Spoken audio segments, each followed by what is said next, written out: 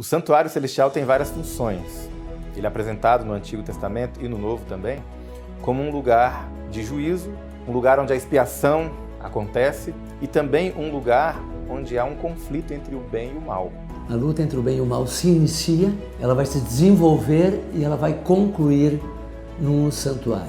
Esse grande conflito não é um grande conflito baseado no poder, porque como alguém pode lutar contra um Deus que é onipotente? Então assim, não é força bruta que está em jogo, mas é o caráter de Deus. E aí então nós temos todo aquele processo da batalha que ocorre, Satanás então é expulso com seus seguidores do céu e tudo mais, e então o conflito é transportado para o nosso mundo. O objetivo do santuário não era apenas ser um centro de adoração, mas era uma forma através da qual Deus estava ensinando ao antigo povo como ele resolveria o problema do pecado, o problema que a rebelião introduziu no universo perfeito de Deus.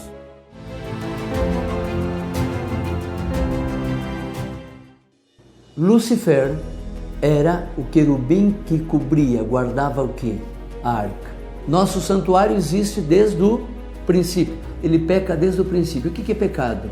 Transgressão da lei. Ele era o encarregado de guardar o quê? A lei. E se rebelou contra quê? Contra a lei. Lá no Éden, infelizmente, foi o que Deus tinha previsto, né? O homem optou se colocar ao lado de Satanás na rebelião contra Deus. Ali ele se tornou um escravo de Satanás, um escravo do mal e do pecado. Satanás enganou os anjos com as suas mentiras, com as suas calúnias, sua difamação de Deus, do caráter de Deus. Satanás repete a mesma estratégia com Eva. Foi assim que Deus disse? Não, não é bem isso. Temos que reinterpretar aquilo que Deus disse. Você não compreendeu direito. Você não fez uma exegese muito exata daquilo que Deus disse. Na realidade, Deus não quis dizer aquilo. Quando olhamos para as páginas sagradas da Bíblia e buscamos respostas a respeito de quem é Deus, nos deparamos com afirmações do tipo amor, santo, criador. Essas e muitas outras características formam a percepção de alguém intrinsecamente bom e poderoso. No centro de seu governo, descobrimos aquilo que representa exatamente o seu caráter, a lei que revela como Deus age em seu processo de amar, criar e ser santo. Como guia para o bom funcionamento de todo o universo, Deus coloca no lugar que a Bíblia apresenta como sendo o santuário essa lei perfeita e santa e, junto dela, um anjo que iria guardá-la, dando a ela destaque e reverência. No episódio a seguir, descobriremos o que aconteceu com esse anjo e quais consequências isso trouxe à Terra. Não saia daí, o Teólogos já vai começar.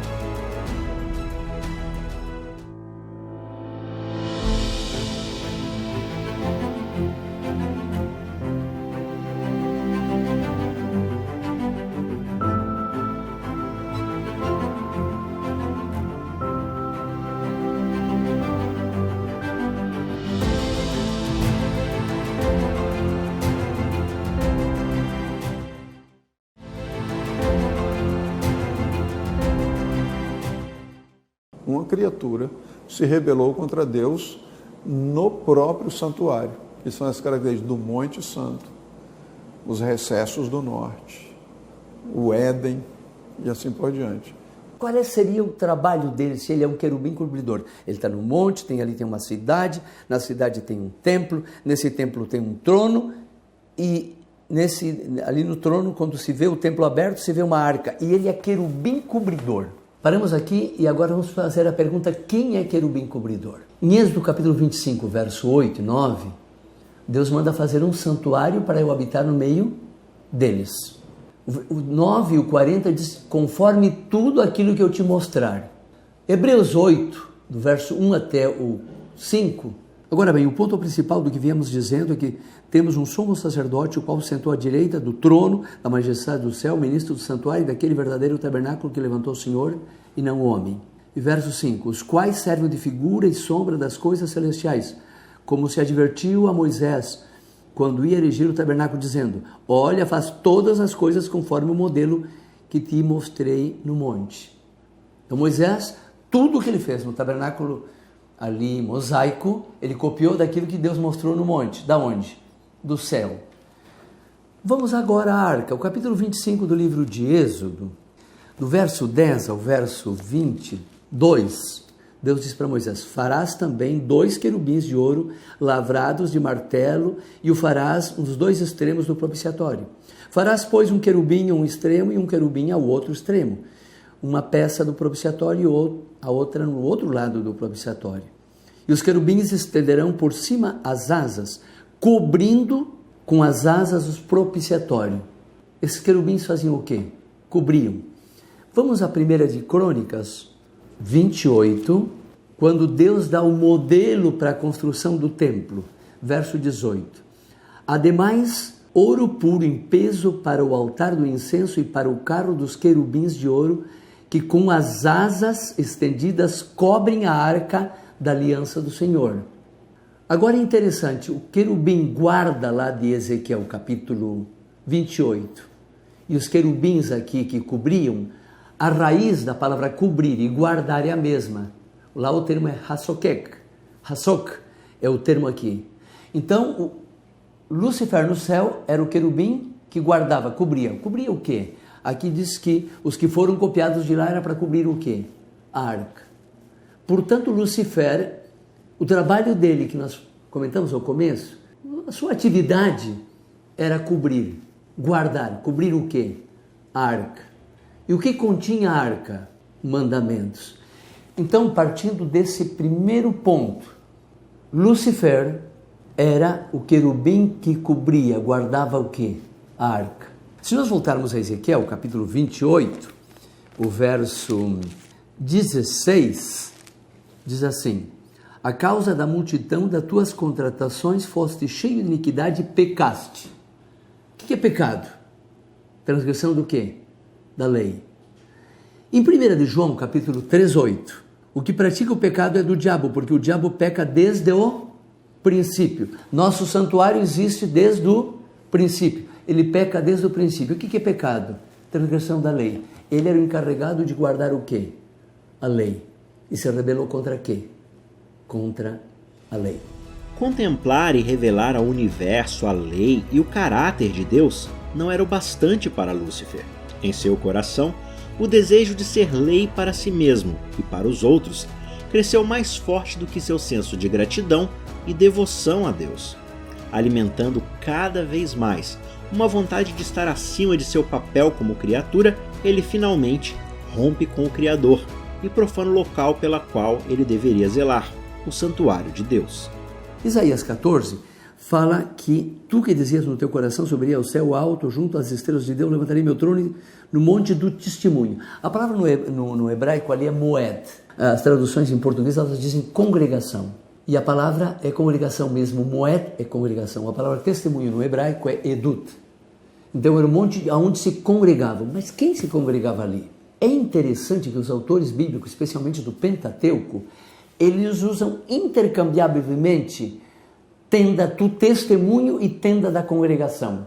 Então nós vamos ali para Números, capítulo 9, nós vamos ter no verso 15, diz assim: o dia em que o tabernáculo foi erigido, a nuvem cobriu o tabernáculo sobre a tenda do testemunho, e à tarde havia sobre o tabernáculo como uma aparência de fogo, até amanhã. O tabernáculo foi erigido, cobriu o tabernáculo sobre a tenda do testemunho. No ano segundo do mês segundo, aos 20 dias do mês, a nuvem se levantou sobre o tabernáculo do testemunho. No 9:15 disse tenda do testemunho. Aqui diz tabernáculo do testemunho. No capítulo 17:7, o mesmo conceito vai aparecer. 17:7.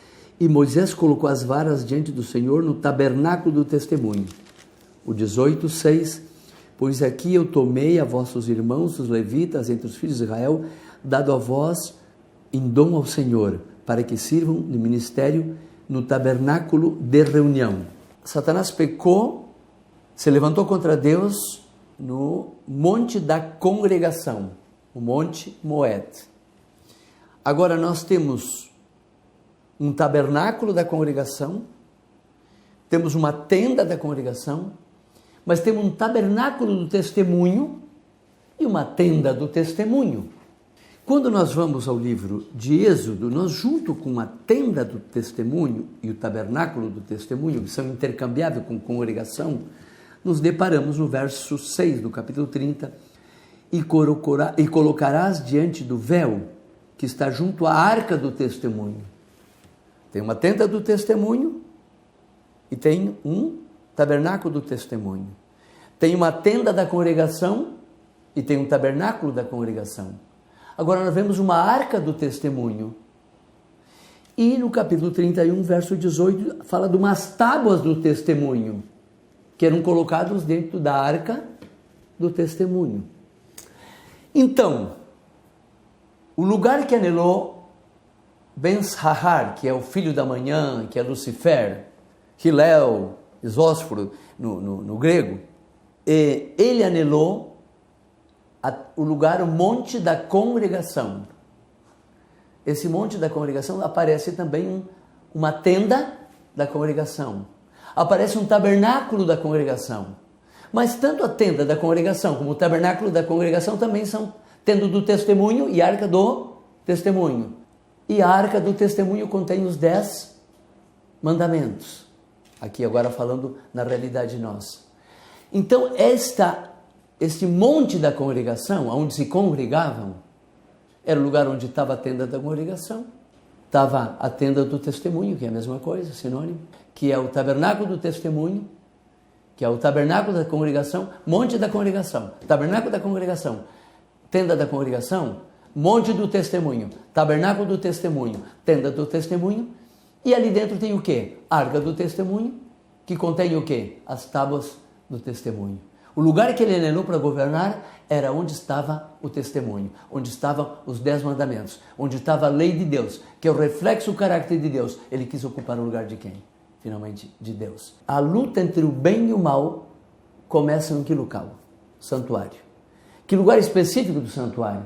Na arca do testemunho. E o encarregado de cuidar dessa arca era um querubim chamado cobridor, o querubim guarda. Anelou aquilo que ele era encarregado de guardar, ele quis ocupar aquele lugar para ele. No livro de Ezequiel aparece como querubim cobridor, no livro de Isaías como monte da congregação. Era onde se congregavam todos os seres do universo, num centro, que aglomerava todos, que é o centro é Deus, Deus é amor. E o cumprimento da lei, o que é? Amor. E os mandamentos se dividem em quantos? 2. Amar, amar. Que se transforma em 10 e aí nós vamos daí em diante. Dessa maneira, a luta entre o bem e o mal começa no monte, que tem uma cidade, que tem um tabernáculo, que tem um trono, e esse trono é os 10 mandamentos, ele era cuidador ou cuidava desse lugar lá. E a luta entre o bem e o mal vai concluir novamente nesse monte, que é um monte que está no céu, o monte de Sião, a Sião celestial, na Jerusalém celestial, que tem um templo, e nesse templo tem um lugar chamado Santíssimo, que tem uma arca e que tem os 10 mandamentos. Lá onde começou, lá onde ela conclui.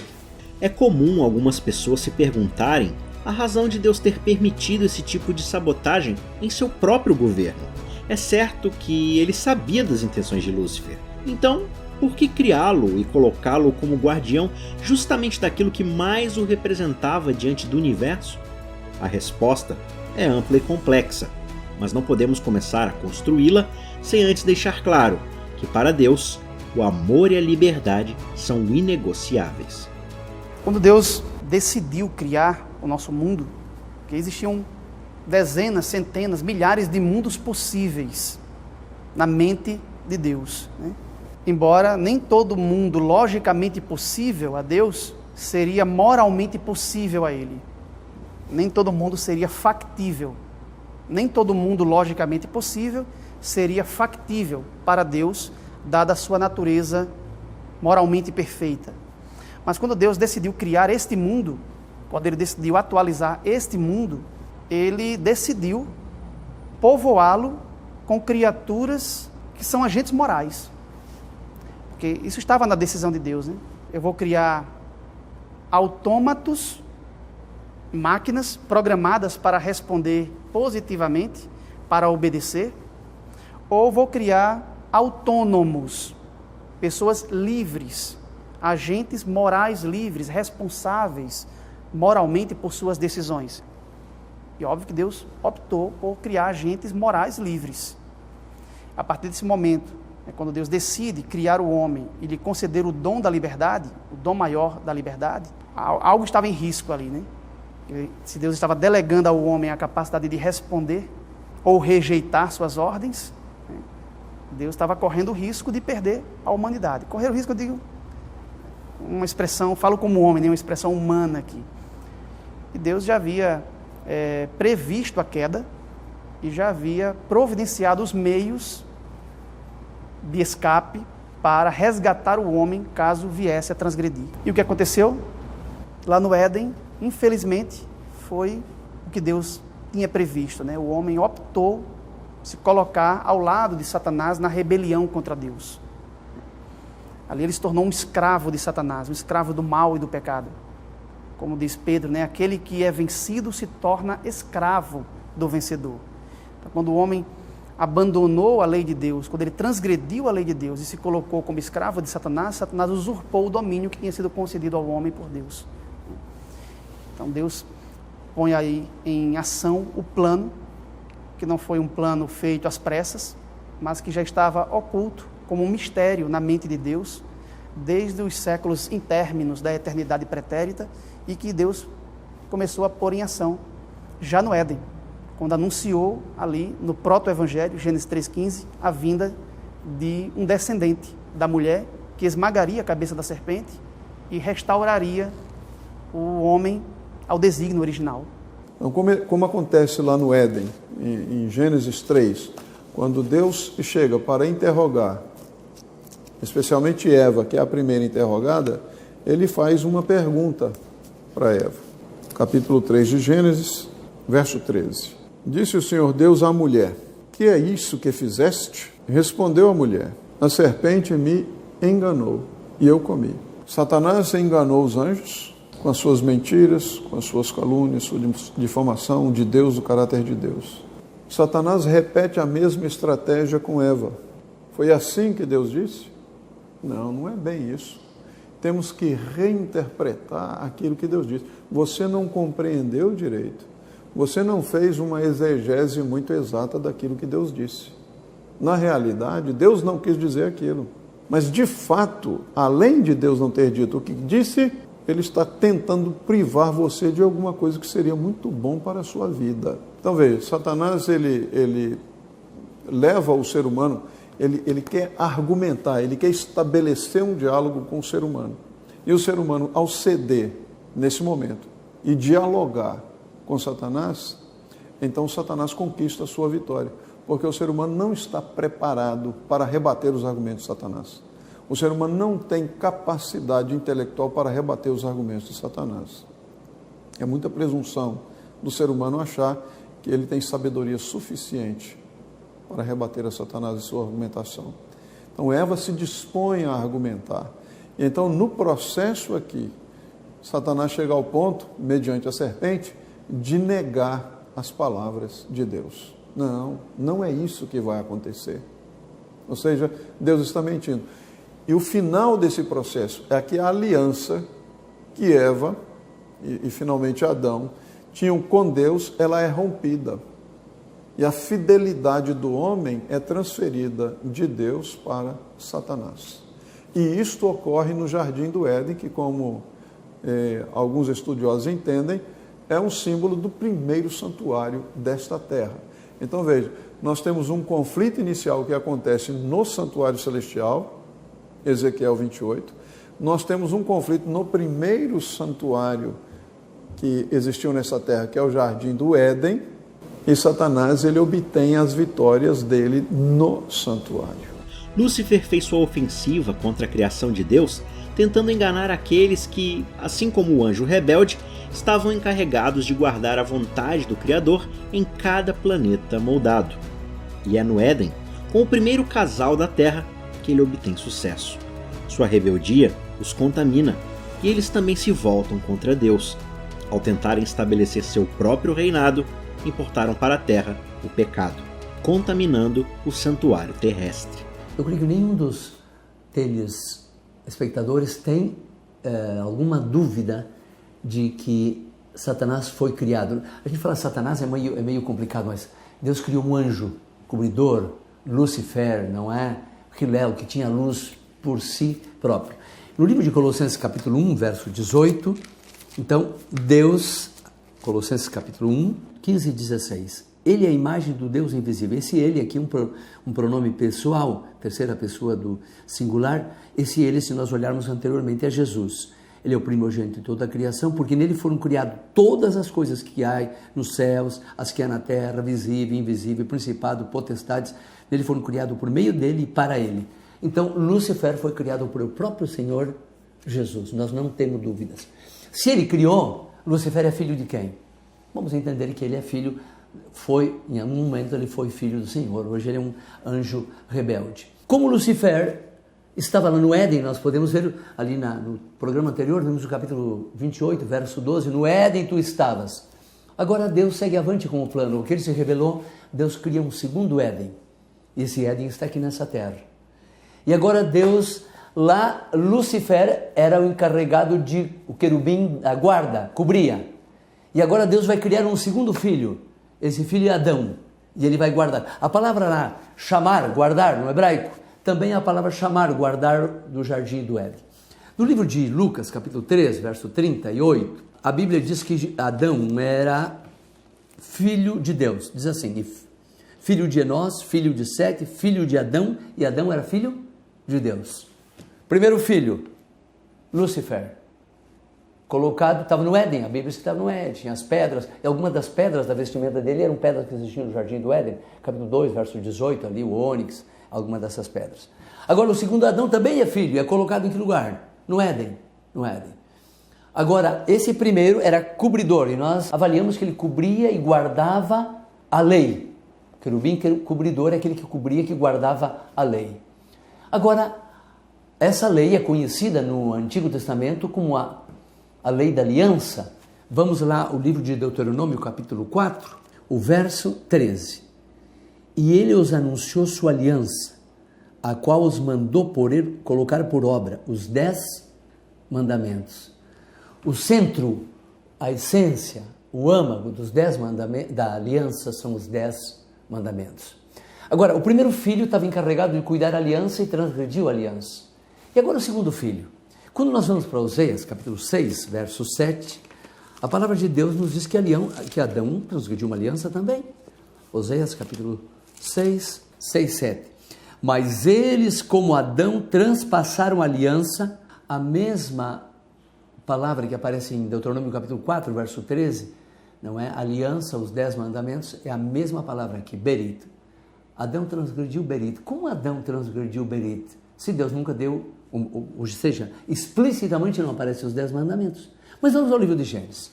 Gênesis capítulo 2, 16 e 17, diz assim: E mandou o Senhor Deus ao homem, dizendo: De toda a árvore do jardim poderás comer, mas da árvore da ciência do bem e do mal não comerás, porque o dia que dela comeres, certamente morrerás. Aqui não aparecem os 10 mandamentos. A aliança de Deus com Adão é: não come, vive. Come, morre. Quando? Um dia. Mas aqui tem alguma coisa errada, porque o capítulo 5 de Gênesis, 5:3, diz: E viveu Adão 130 anos e gerou um filho. E depois o verso 4 diz: E foram os dias de Adão, quando gerou 800 anos. E o 5 diz: E foram os dias de Adão 930 anos.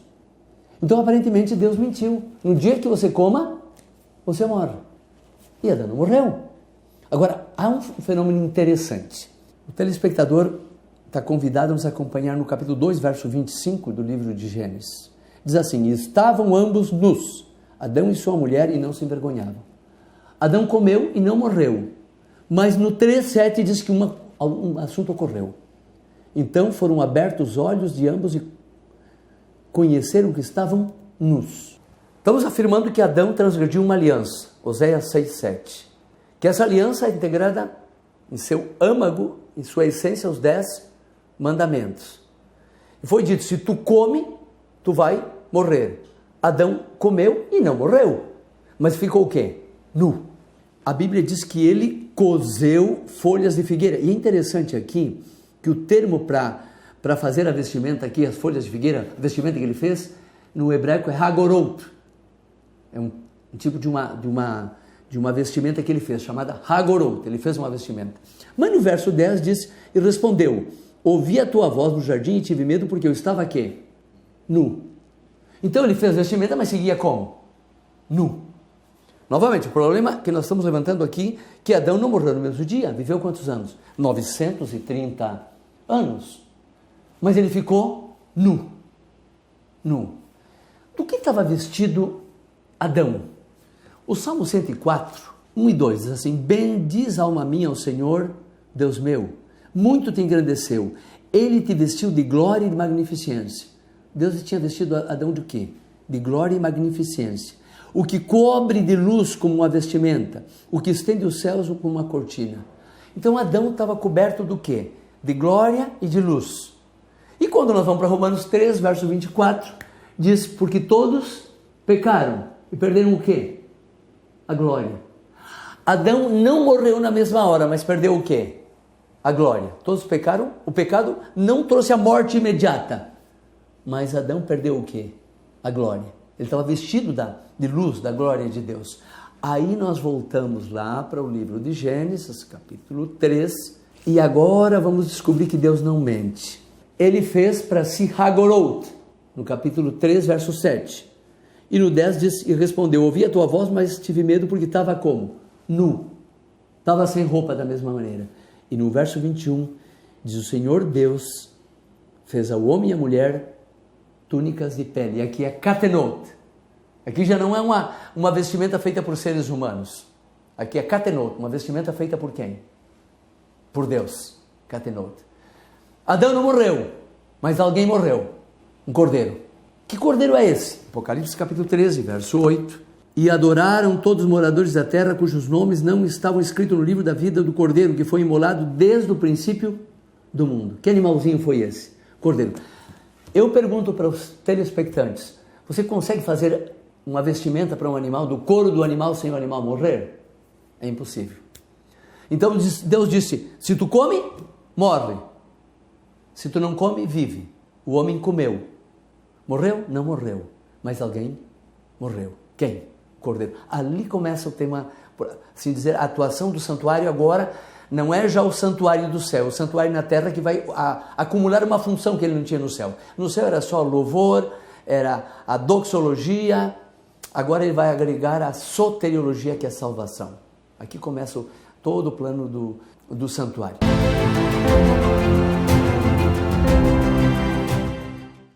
Nossos primeiros pais, no Éden, desfrutavam desse alto privilégio de se relacionar com Deus de forma direta, sem qualquer obstáculo que o pecado impôs. A queda de nossos primeiros pais trouxe a ruptura desse relacionamento com Deus. A não existência, que é o oposto da vida, é quando a gente se afasta de Deus. Eva ouviu a palavra da serpente, que colocou em xeque a credencial, a validade, a reputação de Deus. Será que Deus quer isso mesmo? Ele sabe que se você comer, os seus olhos vão se abrir. E a salvação se fez necessária porque houve uma ruptura. O ser humano foi feito perfeito, mas o ser humano, infelizmente, ele rompeu um acordo com Deus.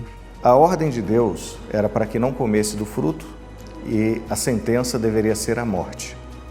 Nesse momento, ao invés da sentença de morte, o que vem é o que nós chamamos de proto-evangelho.